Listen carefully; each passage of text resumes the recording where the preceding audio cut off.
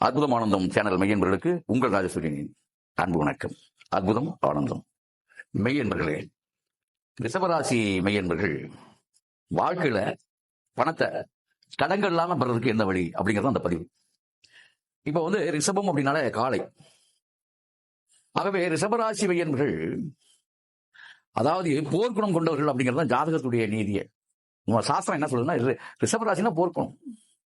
அதே மாதிரி திடீர் சிந்தனையாளர்கள், தீவிரமா சிந்திக்கிற மாதிரி தான் இருக்கும். படக்குன்னு அந்த காரியத்தில் இறங்கி அவங்களே கவுந்துக்குவாங்க. இது ரிஷபராசிக்காரருடைய ஒரு மைண்ட் செட்.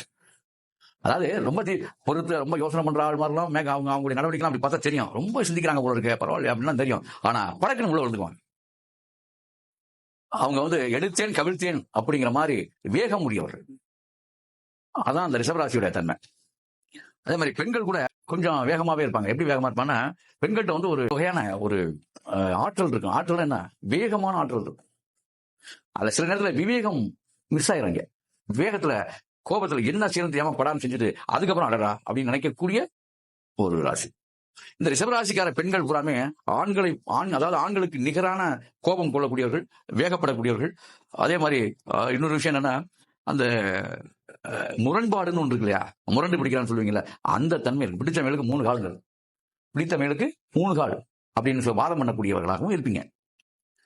அந்த பிடிவாத குணம் இருக்கும். சுருக்கமா சொன்னா ஆண் பெண் 2 பேர் இந்த ரிஷபராசியை பொறுத்த வரைக்கும் இதான் நிலை. சரி, இந்த பிடிவாத குணத்தினாலதான் நிறைய பிரச்சனைகள், சங்கடங்கள் உங்களுக்கு சேரும். வாழ்க்கை நீங்க சிந்திச்சு பாருங்க உட்காந்து. இப்ப இந்த பிடிவாத குணத்தை நீங்க சற்று தளர்த்திட்டீங்கன்னா, உங்களை போல நல்ல உலகத்துல யாருமே கிடையாது. எல்லா வகையிலும் நீங்க தங்கம் தான். ஆனா இங்கதான் தகரமா மாறிடுறீங்க. தங்கம் தகரமாகிறது. அப்ப தகரமாவதை நீங்கள் விட்டுவிட்டால் சிகரமாகி விடுவீர்கள். எப்படி? அப்ப உங்களுடைய அந்த கோபத்தை கொஞ்சம் தனிச்சுக்கணும். சரியா? பிடிவாத குணத்தை, கோபங்களோட பிடிவாத, அதுக்கு பேர் பிடிவாத குணம் உங்கள்கிட்ட இருக்குது. அந்த பிடிவாத குணத்தை கொஞ்சம் தனிச்சுட்டீங்கன்னா, ஏன்னா குடும்பத்திலே கூட பாருங்க, இந்த ரிஷபராசிக்காரங்களுடைய குடும்பத்துல குடும்பம் கூட உங்களுக்கு பகையா இருக்கும். உள்ளுக்குள்ளே சண்டை வந்துடும். இந்த ரிஷபராசிக்காரங்களுக்கு குடும்பம் பகையாகும், தன்னுடைய பிள்ளைகள் பகையாவார்கள். இதெல்லாம் இருக்கும். வெளியில போகணும்னு அவசியம் இல்லை, பிள்ளைகளே பகையாவாங்க. இதை விட இன்னொரு விஷயம் இருக்கு, தாய் பகையாக வேண்டிய வாய்ப்பு இருக்கு. பெற்ற தாய் விட பகையாகணும். ஏன்னா 3ஆம் இடம். இந்த மாதிரி எல்லாம் அது தொடர்ந்து வந்துட்டு இருக்கும். ஆக இது எல்லாமே உங்களுடைய பிடிவாத குணத்தினால் வருகிறது என்பதை நீங்க மறந்துடக்கூடாது. போர் குணத்தினால் வருகிறது என்பதை நீங்கள் மறந்துவிடக்கூடாது. இதுல கொஞ்சம் ஃபில்டர் பண்றதுக்கான வாய்ப்பை நீங்க கொஞ்சம் உருவாக்கணும். சின்ன பிள்ளைகளுக்கு சொல்றேன், வளரக்கூடிய இளைஞர்களுக்கு சொல்றேன், இளைஞர்கள்லாம் இதுல கவனம் எடுக்கணும். இதனாலதான் உங்களுடைய ஃபியூச்சர்ல நிறைய கஷ்டப்பட வேண்டிய நிலை உங்களுடைய பிடிவாத குணத்தினால வந்துருது. அதையும் பார்த்துக்குங்க. ஆக ஜாதகம் அப்படிங்கறத உங்களுக்கு சாதகமான விஷயங்கள் என்ன பண்ணிட்டா நீங்க சாதகமா உங்களுக்கு வாழ்க்கையில சாதகமான விஷயங்களை சொல்ல முடியும்னா அதை சொல்றதுதான் ஜாதகம்.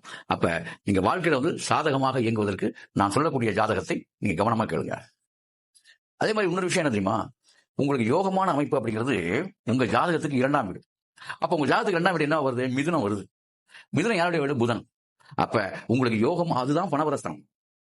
தன்னுடைய ராசிக்கு 2ஆம் வீடு எது வருதோ அதான் பண வருமானத்துக்கு உள்ள ஸ்தானம் என்று, அதான் பணபரஸ்தானம்னே பேர். தன்னுடைய ராசிக்கு 2ஆம் வீடு தான் பணபரஸ்தானம். அப்ப எப்போதுமே உங்களுக்கு 2ஆம் வீடு பணபரஸ்தானம் வருது, புதனா வர்றதுனால உங்களுக்கு பச்சை ஆடை, பச்சை கலர் உங்களுக்கு யோகத்தை கொடுக்கும். புதன் பச்சை. அப்ப இதுக்கு இந்த யோகத்தை தரவல்ல ஒரு ஆடை என்ன, பச்சை கலர் பயன்படுத்துங்க. புதன்கிழமை உங்களுக்கு சிறந்த நாள். பண வருமானத்துக்கு ஏதாவது நீங்க செய்ய தொழிலோ ஏதோ ஆரம்பிக்கிறதா சரி, இல்ல அதுக்கான முயற்சி எடுத்து ஒருத்தர் பணம் கேட்க போனாலும் சரி, எது செஞ்சாலும் பரீட்சை எழுத போனாலும் சரி, எதை பண்ணாலும் புதன்கிழமையை நீங்கள் ரிஷபராசிக்கார நண்பர்கள் புதன்கிழமையை தேர்வு செய்து விட்டால் கண்டிப்பாக உங்களுடைய முயற்சி வெற்றி அடையும். காசு பணத்துக்கு தரங்கள் வராது. அது புதன்கிழமைக்கு பச்சை ஆடை உடுத்தி, நீங்க ஆண் பெண் 2 பேருக்கு தான் சொல்றேன், பச்சை ஆடையை அணிந்து நீங்கள் பயணித்து பாருங்கள். அன்றைக்கு புறாமே அற்புதமா எல்லாத்துக்கும் பச்சை கொடி காட்டிடுவாங்க. உங்களுக்கு எல்லாத்துக்குமே நீங்க உங்களுடைய நினைவுகள் ஜெயிக்கும். பல மாற்றங்கள் ஏற்படும், பல முன்னேற்றங்கள் இருக்கும். ஆக இதெல்லாம் யாருக்கு? ரிஷபராசிக்கார மெய்யன்பர்களே உங்களுக்கு தான். அப்ப உங்களுக்கு அதிர்ஷ்ட நிறம் பச்சை, அதிர்ஷ்ட கிழமை புதன்கிழமை, அதிர்ஷ்ட கிரகம் புதன், பணத்தை கொடுக்கிற கிரகம் உங்களுக்கு புதன். அப்ப அதே மாதிரி சில பேருக்கு ரிஷபராசிக்காரர்கள் மாமன் மைத்துனர் வகையிலையும் முன்னேற்றம் கிடைக்கும். ஏன்னா புதன் மாமாக்காரகன்னு பேர். சரி, அப்புறம் இங்கிட்டு பார்க்க போனா யாரு? தன்னோடக்கு அதாவது மைத்துனி, அதாவது குழந்தையான்னு சொல்றாங்க இல்லையா, தன்னுடைய மனைவியினுடைய குழந்தையாக்கள், இவங்கள் மூலமாகவும் ஒரு நல்ல ஒரு முன்னேற்றம் மாற்றம் கிடைக்கும்.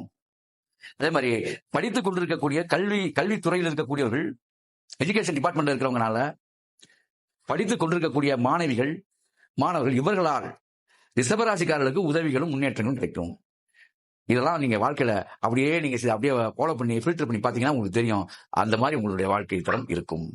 இப்படிப்பட்ட அமைப்புகள்லாம் உங்களுக்கு இருக்கு. அது மட்டும் இல்ல, ரிஷபராசிக்கார மையன்கள் அந்த அதிர்ஷ்ட நிறம் என்ன பாத்தீங்களா, இந்த பச்சை ஆடை, இந்த பச்சை ஆடை உடுத்திக் கொண்டு புதன்கிழமையில் ஒரு முயற்சி செய்து பாருங்கள், அப்படிப்பட்ட மாற்றங்கள் உங்களுக்கு நிகழும். அதே மாதிரி புதன் கிரகம் சிறந்த கிரகம் சொல்லிட்டேன். அதே போல நீங்க இந்த புதன் இதுல யோகத்தை, பெரிய பெருங்குண்ட யோகத்தை நீங்க பெறணும்னா உங்களுக்கு யாரு, அதான் தாய்மாமன், மாமன், தாய்மாமன், மைத்துனன், மச்சனை, அல்லது பெண்களா இருந்தா மச்சினிச்சி, இந்த மாதிரி அதாவது முறை சார்ந்தவர்கள், கட்டிக்கிற முறை, மாமா வீடு, மச்சனை வீடு, அந்த மாதிரி இருக்குல்ல, இந்த முறை சார்ந்தவர்கள் மூலமாக யோகம் கிடைக்கும்னு சொல்லி இந்த ரிஷபராசிக்கு நம்ம சொல்றோம். சரியா? ரைட். இனிமே இந்த விஷயத்துக்கு வந்துருவோம். இப்ப நீங்க என்ன வாழ்நாள்ல எப்பொழுதுமே தங்குதடை இல்லாமல், பண பிரச்சனை இல்லாமல் இருக்கிறதுக்கு என்ன மாதிரி, என்ன விஷயத்தை, என்ன பொருளை ஆக்கி வச்சுக்கணும் அப்படிங்கறத இப்ப சொல்லப்படுது. ஞாயிறு செடின்னு இருக்கு. 2 வகை இருக்கு. செந்நாயிறுவி, வெண்ணாயிறுவி ரெண்டுமே இருக்கு. இந்த ஞாயிறு செடிக்கு புதன்கிழமை அன்னைக்கு காப்பு கட்டணும்.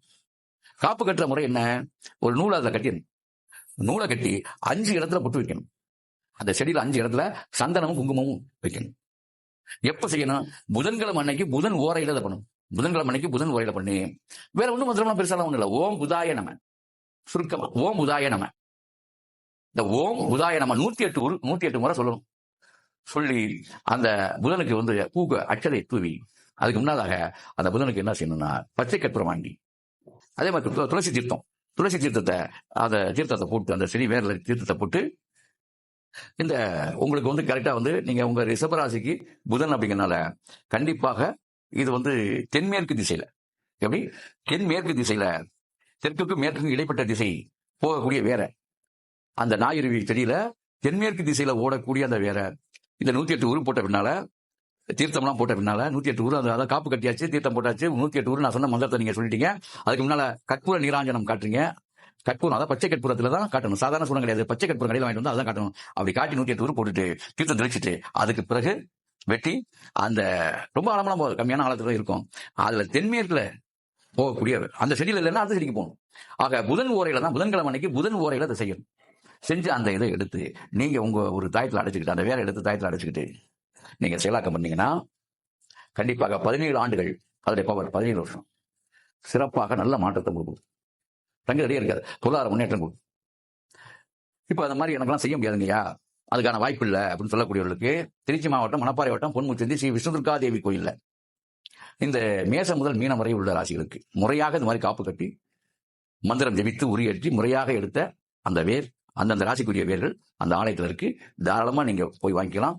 தபால் மூலமாகவும் இதை நீங்க பெறலாம். எப்படி? தபால் மூலமாகவும் இதை நீங்க பெறலாம். ஆக இது எதுக்கு இதெல்லாம் சொல்றேன் அப்படின்னா, நிறைய பேர் வாழ்நாள், இது ஜோதிட ரகசியம், நிறைய பேர் வாழ்நாள்ல இந்த விஷயத்த செய்ய முடியாம தவிப்பாங்க, தெரியாம தவிக்கிறது உண்டு. ஆனால் இந்த குதிரை அதாவது நீங்க என்னைக்குமே நல்லா பண்ணுங்க, இந்த ராசிக்காரர்கள் குதிரை படத்தை வீட்டுல வச்சுக்கணும். யோகம், குதிரைக்கு தீங்கு செய்யக்கூடாது.